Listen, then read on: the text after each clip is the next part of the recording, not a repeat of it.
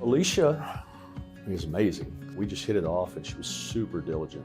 Just kind of on a whim, I said, someday you should be a mass tort lawyer. And she took me up on it. And, within the year, she was working on the kind of stuff that we were originally doing her own thing and together with us. And then became an opportunity to add her to the team. And so she now runs the mass tort department of Watts Guerra. She's brilliant, of course.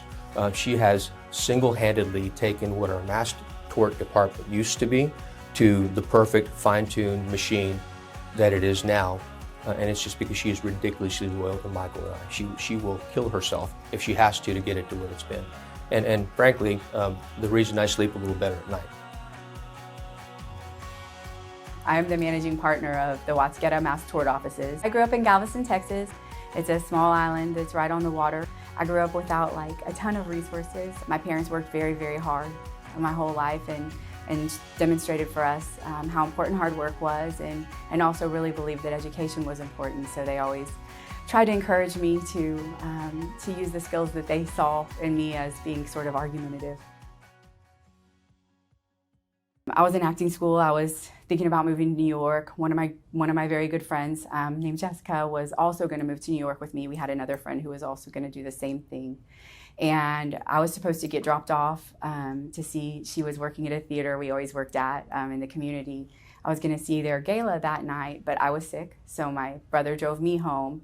And the next morning, with landlines back then, my phones were ringing, both phones were ringing, and everybody was calling us asking if I knew where Jessica was.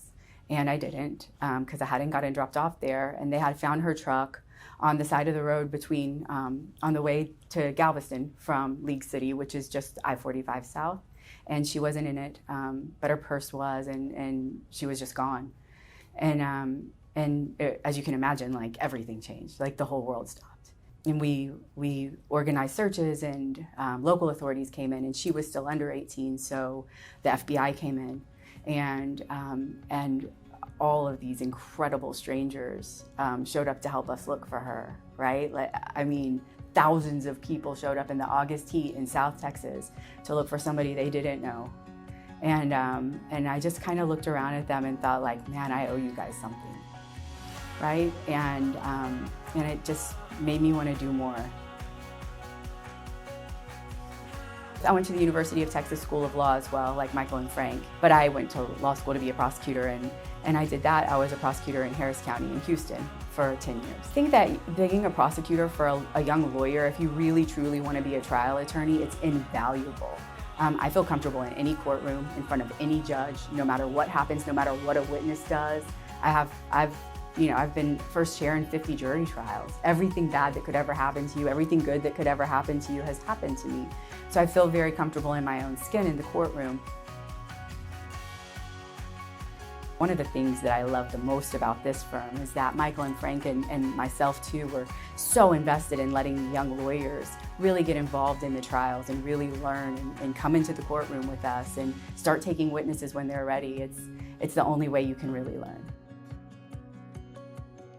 I learned from other female trial attorneys by going to court and watching them try cases, right? They weren't trying to tell me what they were doing. I just studied it until I understood it, and I saw what they did that was different than the male attorneys. And I didn't have a lot of female mentors. In fact, I didn't have a female mentor as a trial attorney, as an attorney, until I was 37 years old. And I remember when she first was very kind to me and told me I should be sitting in her chair, and I was like, this is wrong.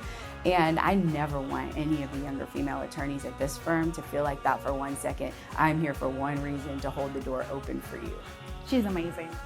She's someone very incredible to follow. I hope to one day manage cases the way that she does. I think Alicia is a great role model, especially female lawyers. I heard they call her the ray of sunshine on San Antonio, and she is. She's super organized. The staff loves her. She is the guardian of the principle that we're going to do the right thing for these clients, and that's her job on a day-to-day basis.